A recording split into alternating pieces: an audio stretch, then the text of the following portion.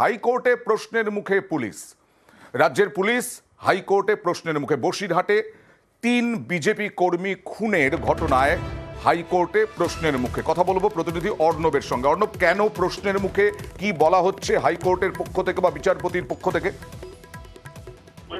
বসিরহাট শুধু নয়, বিশেষ করে সন্দেশখালী 2018 সালে পঞ্চায়েত নির্বাচন উত্তর পরিস্থিতিতে সেখানে 3 বিজেপি কর্মী খুন হয় বলে অভিযোগ, এবং সেখানে সিবিআই তদন্ত চেয়ে মামলা কলকাতা হাইকোর্টে ছিল। গত 17 জানুয়ারি বিচারপতি জয় সেনগুপ্ত সেই মামলায় নিম্ন আদালতের যাবতীয় বিচার প্রক্রিয়ার ওপর অন্তর্বর্তী স্থগিতাদেশ জারি করে।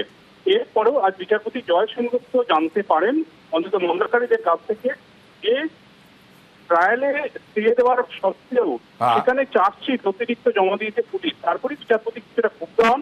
তিনি বলেন, যেখানে কলকাতা হাইকোর্ট স্থগিতাদেশ দিচ্ছে সমস্ত ট্রায়াল করার ওপর, সেখানে কিভাবে অতিরিক্ত চার্জশিট এই বসিরহাটের পুলিশ জমা দিচ্ছে।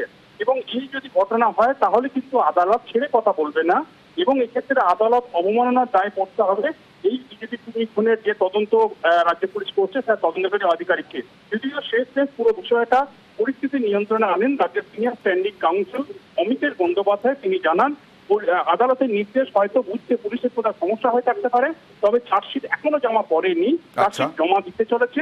আদালতের এই পরিস্থিতি অবশ্যই তিনি কনভে করবেন, এবং মামলাটি ফের শুনানির জন্য বৃহস্পতিবার দিন রাখা হয়। বুধবার বৃহস্পতি মামলা শুনানির জন্য হবে। কিন্তু পুলিশের যে কন্ডাক্ট, সেই কন্ডাক্টে আদালত যে একেবারে সন্তোষ প্রকাশ করছে না, তা ফের বসিরহাট পুলিশের ভূমিকায় সরব হয়ে বিচারপতি জয় সেনগুপ্ত বুঝিয়ে দেন। বেশ, ধন্যবাদ।